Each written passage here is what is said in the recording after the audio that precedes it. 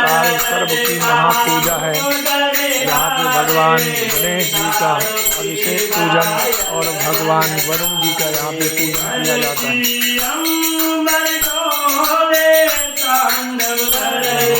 मातृका षोडश मातृका का पूजन होता है। आगे सर्वतो भद्र मंडल का पूजन,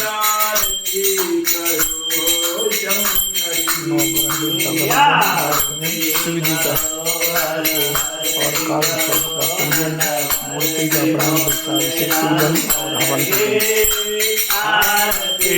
करो शंकर जी।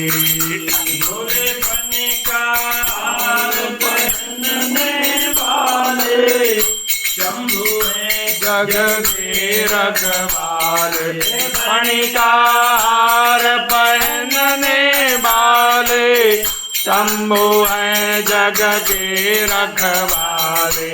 सकल चराचर जगमग डोले, सकल चराचर जगमग डोले।